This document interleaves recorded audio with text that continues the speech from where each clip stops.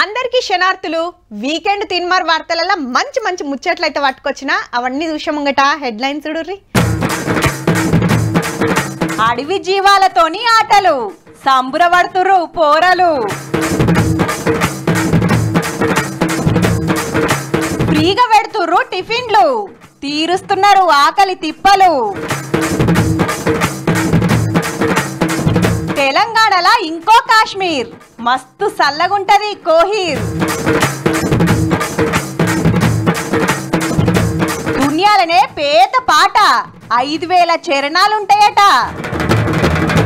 తుఫాను చేయబట్టి 2-3 వద్దుల కాంచెలి చలి జరంత తక్కువ అనిపిస్తుంది కానీ అడవుల పొంటూర్లల్లా గజ్జుమంటున్నారు పబ్లిక్. మన తాన్నే ఇట్లుంటే అటు దేశం మీది బాస్కు కాశ్మీర్లా ఇంకెట్లుండాలి. బర్పువాన గురుస్తుంటే ఆ అందాలు చూస్తానికి శీతం పోతుంటారు దేశం అంతటికెళ్ళి. ఎత్తైన కొండల మీద ఉంటుంది కాబట్టి ఆడ ఎప్పుడు చల్లగానే ఉంటుంది. కానీ మన తాను అట్లా కాదు కదా, హవ్ హవ్ అంటురులే. అయితే గీ ఊరికి పోదాం పార్రిగా. సంగారెడ్డి జిల్లా కోహీర్కు పోతే మనం తెలంగాణలో ఉన్నామా కాశ్మీర్లో ఉన్నామా అనిపిస్తుంది పక్క. అట్లుంటది మరి చలి. అగో చలికాలం అంతటా చలే ఉంటుందా, అండ్ల వింతే ఉన్నది అంటారేమో. అన్నూర్ల కంటే ఈడ జరంత ఎక్కువే ఉంటుంది. మళ్ళా సరే టూ మచ్ ఉంటుంది. ఇప్పుడు 8-9 గంటలకైతే లేచే పరిస్థితి లేదు. చెప్పలేవా 8-9 గంటలకు లేస్తారు తెల్లారి ముంగుల. పొద్దు మాపు చలి మంటలు కాగుడే. ఇట్లనే నిండా కప్పుకుంటున్నారు పోతున్నారు. పోయినాక చలి మంటలు వేసుకుంటారు. చలి మంటలు వేసుకున్నదాకా భాగం లేదు. కాళ్ళు కడుక్కున్నామంటే చలి మస్తు ఉంటది. అసలు పని చేసుకుంటా లేము. ఊరి చుట్టూ పచ్చని చెట్లు, రాగడి, ఎర్రమన్ను భూములు, చెరువులు ఉంటాయి కాబట్టి భూముల నీళ్లు బగ్గుండి చల్లదనం ఉంటుందట ఎప్పటికీ. మొత్తం రాగడి చేన్లు, వర్షాలు ఇట్లా భూమిలో వాటర్ ఎక్కువ క్యూర్ అవ్వడం వల్ల చలి పెరుగుతుండొచ్చు. చలికాలంలో చలి ఎక్కువనే, వర్షాకాలంలో ఎక్కువ చెట్లు ఉంటాయి కాబట్టి వర్షం కూడా ఎక్కువనే, చలి ఎక్కువనే. వేసవి లోపల చల్లగా ఉంటుంది. ఇక్కడ 10 అడుగులు దవ్వితే చాలు పాతాళగంగా మీదికి వచ్చుడేనట. మళ్ళా ఊరు సుత జరంత ఎత్తు మీదనే ఉంటది. అట్లా కొంత ఇగ మస్తుంటదట. తెలంగాణలో ఎక్కడ లేని చలి కోహీర్లోనే ఉంది. లెక్కకైతే అడవుల జిల్లా ఆదిలాబాద్ లో చలి ఎక్కువ ఉంటది. కానీ ఈడ అడవులు లేకున్నా కాశ్మీర్ వాతావరణం ఉండు అంటే చిత్రమే మరి.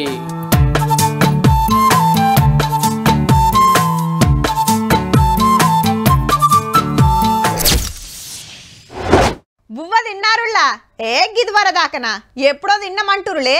కొందరు ఇప్పుడే పల్లెంలో బువ్వ కూరేసుకొని టీవీ ముంగట కూకోవచ్చురు.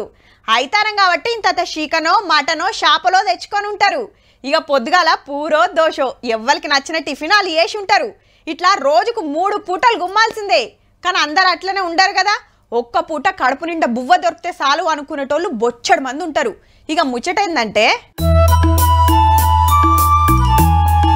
ఇటు అన్న పూరీలు వేస్తూనే ఉన్నాడు, అటు అయిపోతూనే ఉన్నాయి. గిరాయికి బగ్గనే అవుతుంది. దినాం ఎంత కమాయిస్తుర్రో అనేరు. రూపాయి సుతరాదిళ్లకు. హౌ పట్నం నాంపల్లి పబ్లిక్ గార్డెన్స్ దగ్గర రాధే ఫౌండేషన్ తరపున ఫ్రీగానే నాష్ట పెడుతున్నారు గిల్లు. 10 మందికో 20 మందికో కాదుల్లో దినాం ఏం తక్కువ 400 మందికి మీదనే ఆకలి తీరుస్తున్నారు. హగో ఎంతమంది లైన్ కట్టిర్రో చూడుర్రి. ఆడికిడుకున్నది లైను. పొద్దుగాల 6:30కొచ్చి అన్ని తయారైనాక ఇట్లా జరసేపు భజన చేసినాక టిఫిన్లు వడ్డిస్తుంటారు. ఉత్త టిఫినే కాదు, జిలేబీ, పండ్లు సుత రోజుకో ఎరైట్ ఉంటది. అప్పటిదప్పుడే వేస్తారు కాబట్టి గరం గరం ఉంటాయి. हमारे पास पूरी रहती है, सब्जी रहती है, लाइव रहती है और जलेबी भी गरम गरम देते हैं, समोसा देते हैं, आलू बोंडा देते हैं, आज मिर्ची है, चाय बिस्किट डेली देते हैं, पानी भी. కడుపు నిండా తిండి పెట్టి చలికి కప్పుకుంటానికి షెద్దర్లు సుత వంచుతున్నారంటే చూడురిగా. 4 వ్యాపారులు కలిసి 2 నెలల కాంచెలి ఇట్లా సేవ చేస్తున్నారు. 365 days మనం అన్న ప్రసాదం చేయాలి అని అట్లా అనుకున్నాం. అట్లనే 2 నెలలు అయింది స్టార్ట్ చేసినాం. హగనట ఏడాది పొడుగుతా పబ్లిక్ ఆకలి తీరుస్తారట. కూలి పనులకు పోతోళ్ళు, చదువుకునే పోరలు, పనుల మీద పట్నం వచ్చేటోళ్ళు పతొక్కలు తింటున్నారు. ఇప్పటికైతే వీళ్ళ పైసలతోనే వేస్తున్నారు. మేము కూడా సేవ చేస్తామని ఎవరన్నా వస్తే రావచ్చు అంటున్నారు. టిఫిన్లు స్వీట్లతో పాటు పగటిలు బువ్వసుత పెట్టే ఆలోచన చేస్తుర్రట. భోజనం కూడా మధ్యాహ్నం భోజనం కూడా పెట్టాలని మాకు ఇష్టం ఉంది. కానీ ఎట్లెట్ల మందిని ముంచాలే, ఎట్ల పైకం కమాయించాలే అనే చూస్తారు చాలా మంది. కానీ వీళ్ళు సొంత పైసలతోని దినాం 100 మందికి ఆకలి తీరుస్తుర్రంటే శనార్థి చెప్పాల్సిందే.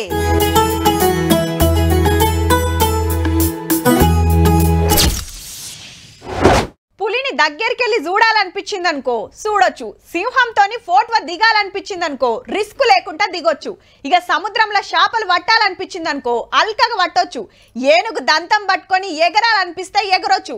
ఒక్క మాటలో చెప్పాలంటే అడవిలా గింత సుత బుగులు లేకుండా జీవాల నడుమ తిరగొచ్చు.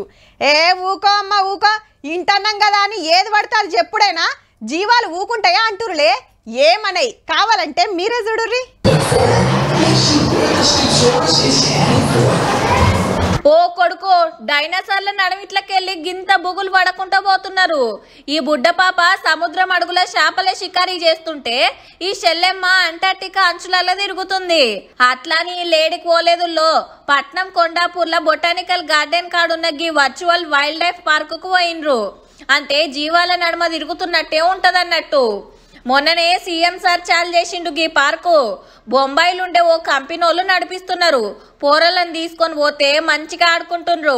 డైనోసార్ పక్కకే ముద్దుగా కూర్చున్నాడు బుడ్డోడు. గీ గమ్మతిజుడుండ్రి, గీ కార్డు స్క్రీన్ కు చూపించి ఆడ పెట్టంగానే పూలొచ్చింది. ముంగట మాంసం, ఇటు పక్కకు సింహం వచ్చింది. ఇగేముంది, తుణకల కోసం కొట్లాటకు తయారైతున్నాయి. ఓ ఇట్లా బొచ్చెడు థీమ్లున్నాయి. ఇట్లా పెట్టుకుంటే కనపడుతుంది ఫిష్. 40 రూపాయలు ఎంట్రీ ఫీజు ఉంటది. లోపట మళ్ళీ ఏం ఆడాలన్నా 100-200 దాకా సపరేటు. అడవి జీవాలే కాదు, తెలంగాణ జలపాతాలు, ప్రకృతి అందాలు దగ్గరికి వెళ్ళి చూసే సౌలతి చేసిండ్రు. ఇక్కడ చాలా బాగుంది. లోపలికి వచ్చినాక పిల్లలకైతే 1 డే కంప్లీట్ గా ఎంగేజ్ చేయొచ్చు. పోరలను తీసుకొని వస్తే తక్కువలో తక్కువ ఓ 3-4 గంటలు ఆడుకుంటారు పక్క. ఓషన్కి వెళ్తే లోపల ఎలా ఉంటది ఏంటని మన ఫిష్ వాటికి వీటికి ఫుడ్ వేయడం అలాంటివి 3Dలో చూడాలని వాళ్ళు ఎప్పటి నుంచో చూపిస్తూ అనుకుంటున్నా ఉంటారు, కానీ మనకు వీలు కాలేదు. కానీ ఇది మనకి నియర్ బై రీసెంట్ గా ఓపెన్ అయిందండి. VR games, safari, 9D cinema, virtual reality feeling, nature walk, aquarium, boating తో పాటు ఈ బస్ ఎక్కి జంగల్ అంతా సుట్టి రావచ్చు. ఓ పారి పోయేట్లా చూసొస్తే అయిపోదుల్లో 2-3 నెలలకు పారి థీమ్లు ఆటలు మారుస్తారట. మేము కంపల్సరీ 3 months లేదా 2 months కి అప్డేట్ చేస్తుంటాం సార్. మీరు ఇక్కడ వీడియోస్ చూసుకుంటే వీడియోస్ కూడా అప్డేట్ చేస్తాం సార్. ఎవ్రీ మంత్ లేదా 2 months కి అలా వీడియోస్ అప్డేట్ చేస్తుంటాం. అడవి జీవాలను చూడాలనుకున్నా, వాటితో ఆడాలనుకున్నా అట్లా పోయిరాండ్రి మరి.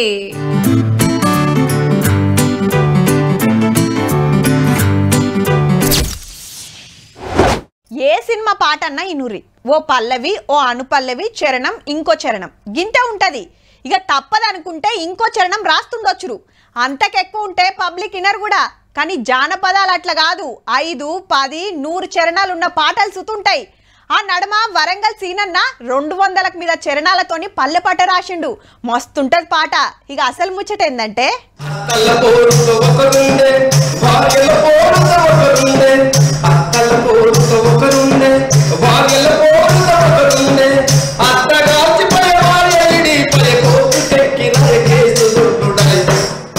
ఇదేదో పాటల పుస్తకం అనుకునేరు, ఒకటే పాట పుస్తకం అంటున్నది. 5 కాదు, 10 కాదు, 100 కాదు, 1000 కాదు, 5,000 చరణాలతోని దునియాలనే పెద్ద పాట రాసి ఇట్లా పుస్తకం అచ్చుపోయించిండు వరంగల్ నుండే ఈ కళాకారుడు. పేరు కుమారస్వామి.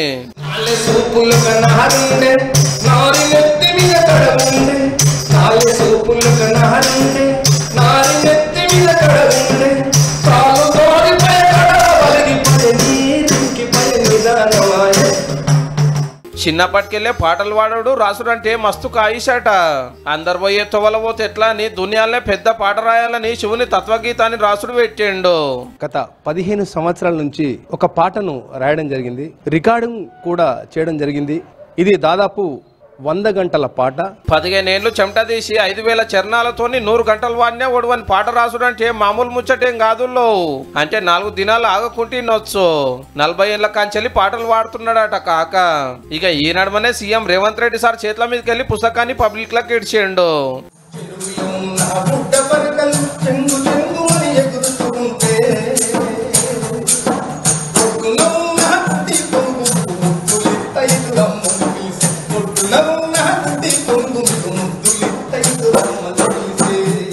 పరవ మనోని పాటకు సీఎం సార్ కూడా ఫుల్ ఖుషి అయ్యిండు పో. ముచ్చట తెలిసి హీరో మోహన్ బాబు సార్ కూడా సన్మానం చేసిండు. ఇప్పటికే 50 గంటల పాట రికార్డ్ అయ్యిందంట, ఆయన తొడిపిస్తా అంటున్నాడు. కాక పేరు చెప్పున్నే గిన్నీస్ పోయోళ్ళు వచ్చి రాసుకపోవాలని కోరుకుంటా. ఆల్ ది బెస్ట్ కాక. ఆకలర మనోళ్ళ కోసం ఇంకో చరణం అందుకో.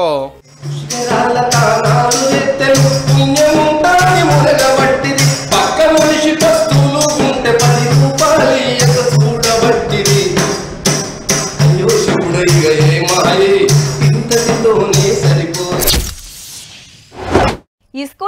సార్లు మేడాలు వొయ్యిలా చూసుకుంటా అందులో ఉన్నది ఉన్నట్టు పాఠాలు చెప్పుకుంటా పోతారు. సామాన్య సార్లు అయితే బోర్డు మీద బొమ్మలేసి వివరంగా చెప్తారు. లెక్కలైతే సూత్రాల ప్రకారం నడుస్తుంటది. ఇక సాంఘికమైతే సార్లు చెప్తుంటే మంచిగా నిద్ర వస్తుంది. చాలా మందికి జోలపాట వాడినట్టే ఉంటది. మరి ఏ స్కూల్నైనా ఏ టీచర్ అయినా అంతే. కానీ కొందరంటే కొందరే పోరలు ఎట్లా చెప్తే ఇంట్రెస్ట్ గింటారని ఎరైటీ ఆలోచన చేస్తారు. ఈ సారు లెక్క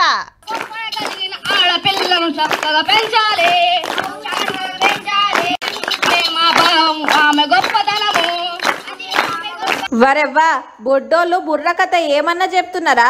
ఒకళ్ళు కథ చెప్తుంటే ఇంకిద్దరు వంత పాడుతున్నారు. అయినా సార్లు పాఠాలని చెప్పి గీ బుర్ర కథ చూపిస్తురేంది అంటారా? వాళ్ళు చెప్తున్నది రాముని కథ కాదు, పాండవుల కథ కాదు. మరి ఇంకే కథ అంటే 7వ తరగతి వయలుండే సీత ఇష్టాలు అనే పాఠాన్ని ఇట్లా కథ లెక్క చెప్తున్నారు. సూర్యాపేట జిల్లా గోరెంట్లలా గీసారే పిల్లలతోని ఇట్లా కథ చెప్పించిండు. పేరు ప్రభాకర్. అచ్చం వెనకట బుర్ర కథలు చెప్పేటోళ్ళు ఎట్లుంటారో అట్లనే వేషాలు కట్టిండ్రు ముద్దుగా. గౌరమ్మ సీతను దాచిపెట్టిందట. అయ్యో అప్పుడేమైంది? అయితే పోరలకు వయలున్న పాఠాలు చెప్తే అట్లని ఇట్లా మర్చిపోతారు. ఇట్లా ఎరైటీగా చెప్తే ఎప్పటికీ గుర్తుంచుకుంటారని సారు ఆపొచ్చనా. వారికి ప్రత్యక్ష అనుభవాలు కలిగే విధంగా బుర్ర కథ అనేది జానపద కళ, అది అంతరించిపోతున్న కళ. ఆ కళను కూడా బతికించాలనే ఉద్దేశంతో నా చిన్న ప్రయత్నం చేశాను. అటు పోరలకు పాఠాలు చెప్పినట్టు ఉంటది, ఇటు వెనకటి కళల గురించి ఎరక చెప్పినట్టు ఉంటది. వాటిని బతికించినట్టు అవుతుంది. ఏ బడికి పోయినమా, పాఠం చెప్పినమా, ఇంటి తొవ్వ పట్టినమా అనుకోకుండా పోరలకు పాఠాలు మంచిగా అర్థం కావాలని గీతీళ్ళ తనలాడుతున్న సారును తారీఫ్ చేయాల్సిందే.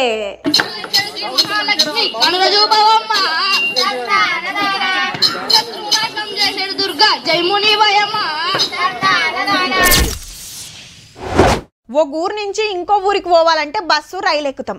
ఇక పట్నంలో లోకల్లో తిరుగుతానికి ఆటోలు ఎక్కాలి, లేదంటే కారు కిరాయికి మాట్లాడుకోవాలి. ఇప్పుడైతే ర్యాపిడో బండ్లు సుత తిరుగుతూనే ఉండే. అప్పట్లో టాంగాలు రిక్షాల్లో తిరిగేటోళ్ళు. టెక్నాలజీ వెరుగుతోని తీరు బండ్లు రోడ్ల మీదకి వచ్చినాయి. జప్పున పోతుర్రు వస్తుర్రు. ఇక రేపు గీసవలతి సుత వస్తుండొచ్చు.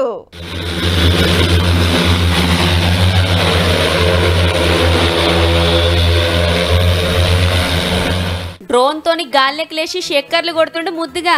చిన్నపాటి విమానం లెక్కన ఉన్న గీ డ్రోన్ ను మధ్యప్రదేశ్ రాష్ట్రం గ్వాలియర్ లో ఉండే గీ తమ్ముడే తయారు చేసింది. పేరు మేధాంశు. ఎంత పెద్ద చదువు చదివిండో అనుకునేరు. 12వ తరగతిలోనే వ్యవసాయానికి ఆడకం చేసే మోటార్లు, ఫ్యాన్ రిక్కలతోటి గీ ఎగుమతి చేసిండు. అయితే చైనాలో డ్రోన్ ట్యాక్సీల గురించి యూట్యూబ్ లో చూసి ఇసొంటిది మనం ఎందుకు చేయొద్దని 3 నెలలు చెమట తీసి 3.5 లక్షలు ఖర్చు పెట్టుకుని ఇట్లా మనుషులను తీసుకుపోయే డ్రోన్ తయారు చేసిండు. 80 కిలోల దాకా వజన్ మోస్తదట. గాల్లెకి ఎగిరినాక 60 కిలోమీటర్ల రువ్వడితోనూ ఉరుకుతదట. ఇప్పటికైతే 6 నిమిషాలే గాల్లెకి ఎగిరేటట్టు చేసిండు. మనోనికి గీ సారసు తయింత ఆసరైండట.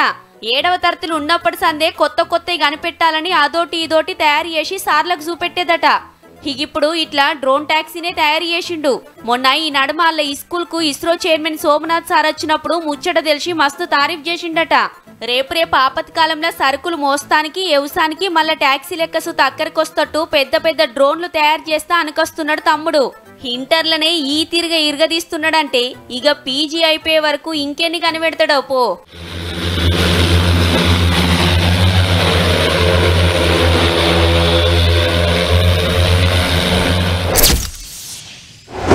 అబ్బా ఈ ఐతారం మిస్ అయింది కానీ అచ్చ ఐతారం పక్కా పోవాలి. ఇలా పోదామనుకుంటే మా పిన్ని కొడుకు లగ్గముండి ఈలుగాలే. అచ్చ ఐతారం అస్సలు ఆగుడన్న ముచ్చటే లేదు. మా పక్కింటోళ్ళు పోయొచ్చిండ్రు. ఆ ఫోటోలు వీడియోలు చూస్తుంటే మస్తు అంటే మస్తు అనిపిస్తుంది. ఎమ్మట పోవాలనిపిస్తుంది కానీ సెలవు లేకపాయే. నీ ఊరిచ్చుడు సల్లగుండా ముచ్చట చెప్పరాదు అంటుర్రా. చెప్పినాక మీరు ఆగమన్నా ఆగరు పక్కా. రైట్, లాంచీ తయారైతున్నది. సంచులు బ్యాగులతోని ఒగలెనుకొగలు ఎక్కంగానే షాలైందిగా. ఎక్కడనో ఏరే రాష్ట్రంలో అనుకునేరు. నాగార్జున సాగర్ నుంచి శ్రీశైలం పోతుంది. నెల కిందనే షాలైతే శనారం నడుపుతున్నారు. ఇక లాంచీ నుంచి కృష్ణమ్మ గలగలలు, చుట్టూ ఎత్తైన కొండలు, ప్రకృతి అందాలు చూసుకుంటా చిన్న మురిపెంగాదు పబ్లిక్ ది. చాలా ఎంజాయ్గా ఉంది మా ఫ్రెండ్స్ తోటి కాబట్టి. ఫస్ట్ టైం ఎక్కడం, ఇది ఎక్కాలని ఎప్పటి నుంచో కోరిక. ఈ రోజు దాంతో ఫోటోలు వీడియోలు గుంజుడే గుంజుడు. మొత్తం 120 కిలోమీటర్లు, 6 గంటల ప్రయాణం. టూరిస్టుల ఆటలు పాటలు, ఎగురుడు దుంకుడు.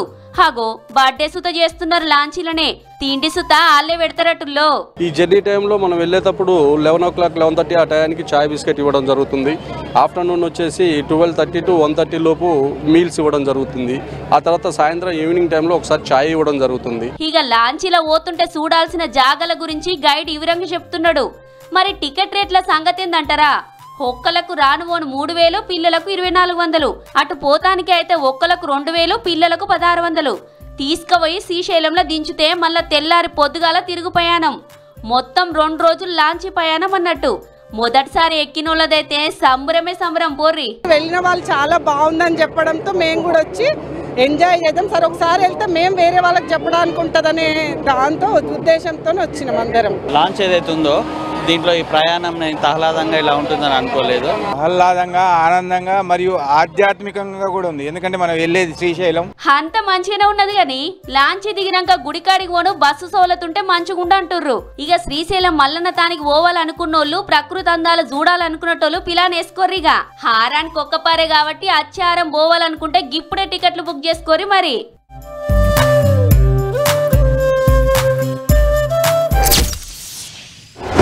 ఊర్ల పొంట పోతుంటే కొండలు గుట్టలు బొచ్చడి దాక్తుంటాయి. గుట్ట గుట్టకో పేరు, దాని వెనుక పెద్ద చరిత్రే ఉంటది. అది ఏం గుట్ట, దానికి ఆ పేరు ఎట్లొచ్చింది, ఎందుకట్లా పిలుస్తారని వెనుకటోళ్ళు చెప్తుంటారు. ఇక కొన్ని గుట్టల మీద అప్పట్ల రాజులు కోటలు సుత కట్టించిండ్రు. ఇట్లా తెలంగాణ అంతటా షాన్నే ఉంటాయి. కడమ వాటి గురించి అటెనక చెప్పుకుందాం గాని ఇప్పుడైతే గీ గుట్ట కథ చూద్దాం. ఎత్తైన కొండలు, పచ్చటి మైదానాలు, పెద్ద కొలను, ఆడాడ చెరువులు, బండరాల నడుమ బావులు, నడిమిట్ల దర్వాజలు, కూలిపోయిన కోటలు, వీరగల్లుల విగ్రహాలు, బయ్యన్న దేవుడు. సిద్దిపేట జిల్లా ఉమ్మాపూర్లో ఉండే పాపన్న గుట్టల మీద కానొచ్చే గుర్తులు ఇవన్నీ. అప్పట్ల సర్వాయి పాపన్న గీ గుట్ట మీద నుంచి ఏలుబడి చేసేదట. సైన్యమంతా గుట్ట మీద ఉండే కాపు కాసేదట. ఇక్కడికెళ్ళి మొలంగూరుకు అక్కడ రాజు అలాగనట, ఇక్కడ అలాగుంటే అప్పుడు రాజు అప్పుడే దీటి పట్టుకొని ఇక్కడికి అక్కడికి బాణం కొట్టి చంపేసినట. ఇసొంటి గుహలల్ల సైనికులుండి బయట నుంచి వస్తోళ్ళ వివరాలు తెలుసుకొని మీదికి దోలేదట. గీ కొలనులనే తానాలు గీనాలు తాగుతానికి సుతావే. ఇక ఇదేమో ఒంటెద్దు బాయి. ఒక్కటే ఎద్దుతోని పూడీక తీసుకుంటా దొవ్విర్రట. గుట్ట దగ్గర అప్పట్లా ఇండ్లు సుతుండేనట. కొందరు వ్యాపారాలు సుతి చేసేదట. ఇది కొండపుచ్చమ్మల, మళ్ళా దీని ముందు కూడా భయాన్ ఉంటాడు. భయాన మీద కోనేరు, అప్పుడు రజాకారులు ఆడిన ఆట పాట. గుట్ట మీదికి పోవాలంటే తొవ్వ సుత చక్కగా లేదు. చిన్నగా మెల్లగా నడుచుకుంటా పోతే ఓ 4 గంటలు పడుతుందంటే సుడురిగా ఎంత పెద్దదో. గుట్ట మీద తెలిసిన గీ బయ్యన్న దేవుణ్ణి గొలిసేదట పాపన్న. అంతటి ఇట్లా ఇగ్రాలు ఉండే వరకు గుట్ట మీద గుప్త నిధుల కోసానికి తవ్వుడు పెడుతున్నారు ఉత్తములు. ప్రకృతి అందాలు, పాపన్న చరిత్రకు గుర్తులను ఉత్తగా ఓనియకుండా టూరిజం జాగలెక్క డెవలప్ చేయబోతున్నారు సర్కారోళ్ళు. 4,37,00,000 ప్రభుత్వం ద్వారా టూరిజం డెవలప్మెంట్ కు ఖర్చు చేస్తున్నట్టుగా వారికి ఈ నియోజకవర్గం తరఫున ధన్యవాదాలు తెలియజేస్తున్నారు. ఇక చెప్పునే పనులు చాలు చేస్తారట. హిన్నోతులు చుట్టుముట్టోళ్ళు మాత్రమే చూసే పాపన్న గుట్టల అందాలు ఇక అందరం చూడబోతున్నామన్నట్టు.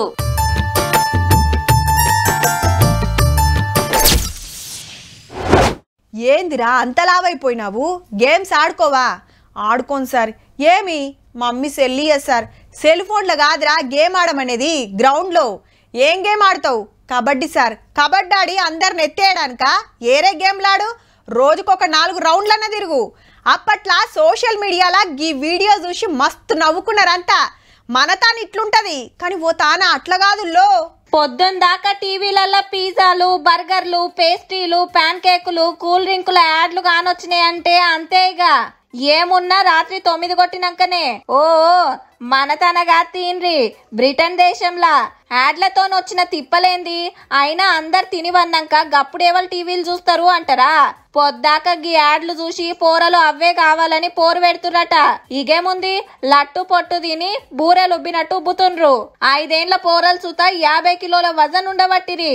ఎచ్చి పచ్చి తిని అడ్డగోలుగా చెత్త వెంచుడుతోటి చిన్న ఏజ్లనే గుండెపోట్లు, షుగర్లు, కిడ్నీ బీమార్లు వచ్చి పాడైతున్నాయి. బయటి తిండ్లు చేయబట్టే పిల్లల పానాల మీదకి వస్తుందని గిట్ల డిసైడ్ చేసిండ్రు తెల్లోల దేశంలా. 50 ఏండ్ల కిందటికి ఇప్పటికి అమెరికాలో సుత 3 పాళ్ళు పెరిగిందట పోరల ఒబేసిటీ. మన తాన కూడా 20 ఏండ్ల కింద 100కి 1 పోరలు బగ్గ బరువుంటే ఇప్పుడు 4. ఇంకో 6 ఏండ్లల్లా దునియాల బగ్గ బరువున్న పోరలల్లా 10 మందిలో 1 మనోళ్లే ఉంటారట. కాబట్టి పోరలు ఏడుస్తుండ్రని బువ్వ తింటలేరని ఏది పడితే అది పెట్టకుర్రి, వజన్ పెంచకుర్రి. మేము ఈ ముచ్చట చెప్తాంటే సుత కొందరు అదే పనిలుండొచ్చు రూపో. చూసిండ్రు కదా, ఇక ఇవాళ ఇయాల్టి వీకెండ్ తీన్మార్ ముచ్చట్లు ఉంటామల్లా. నమస్తే.